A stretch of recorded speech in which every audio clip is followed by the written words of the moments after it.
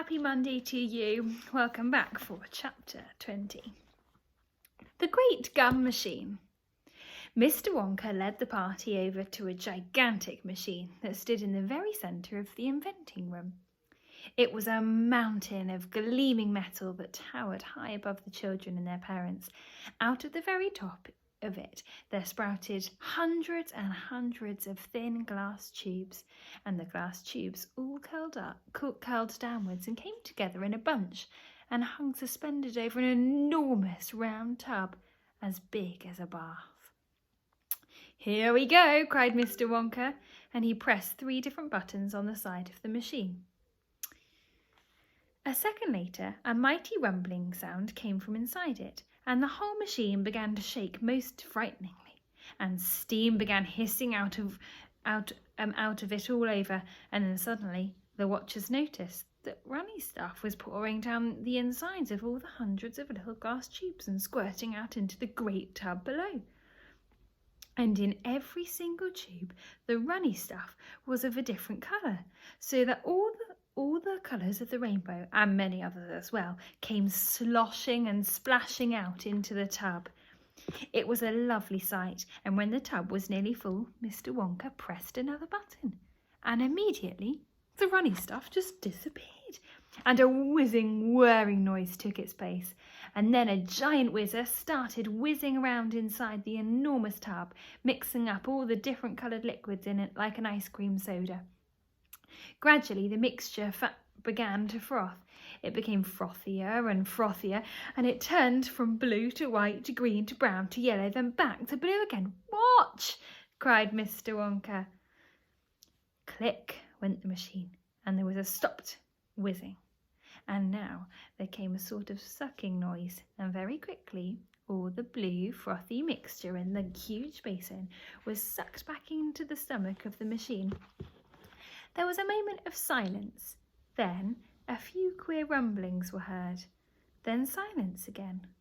Then suddenly the machine let out a monstrous, mighty groan, and at the same moment a tiny drawer, no bigger than the drawer in a slot machine, popped out of the side of the machine, and in the drawer there lay something so small and thin and grey that everyone thought it must be a mistake. The thing looked like a little strip of grey cardboard. The children and their parents stared at the little grey strip lying in the drawer. "You mean that's all?" said Mike TV, disgusted. "That's all," answered Mr. Wonka, gazing proudly at the result. "Don't you know what it is?" There was a pause.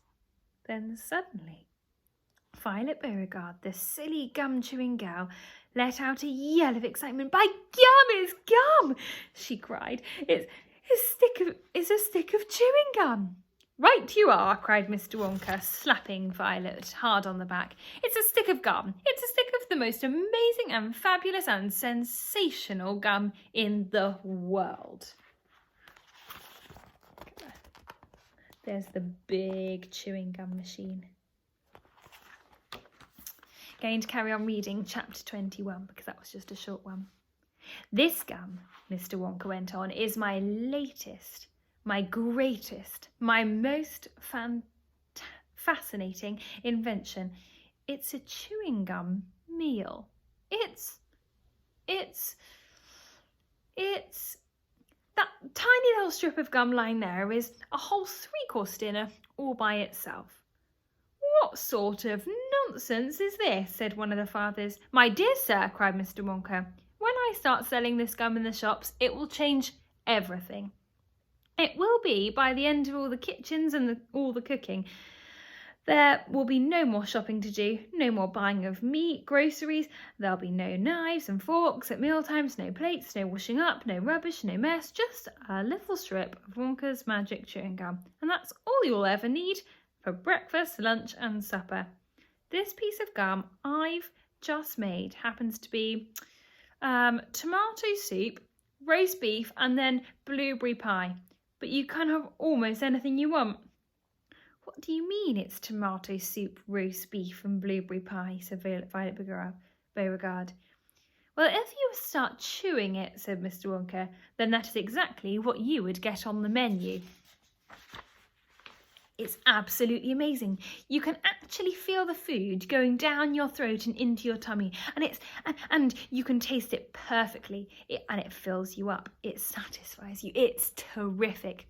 It's utterly impossible, said Veruca Salt.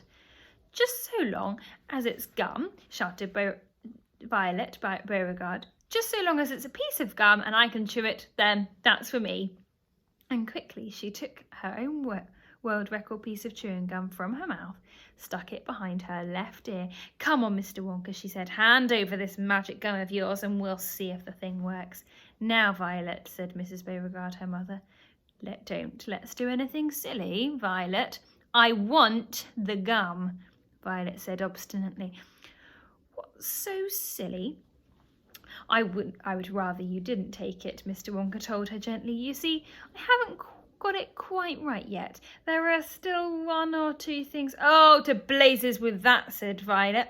And suddenly, before Mr. Wonka could stop her, she shot out a fat hand and grabbed a stick of gum out of the little drawer and popped it into her mouth. At once, her huge, well-trained jaws started chewing away on it like a pair of tongs. Don't, said Mr. Wonka. Fabulous, shouted Violet. It's tomato soup. It's hot and creamy and delicious. Can feel it running down my throat. Stop, said Mr. Wonka. The gum isn't ready yet. It's not right. Of course it's right, said Violet. It's working beautifully. Oh my, what lovely soup this is. Spit it out. Spit it out, said Mr. Wonka. It's changing, shouted Violet, chewing and grinning both at the same time. The second course is coming up. Oh, roast beef, it's tender and juicy. Oh boy, what flavour. The baked potato, oh, that's marvellous too. It's got a crispy skin and it's all filled with butter inside. But how interesting, Violet, said Mrs. Beauregard. You are a clever girl. Keep chewing, baby, said Mr. Beauregard. Keep right on the chewing. This is a great day for the Beauregards. Our little girl is the first person in the world to have the chewing gum meal. Everybody was watching Violet Beauregard as she stood there chewing this extraordinary gum.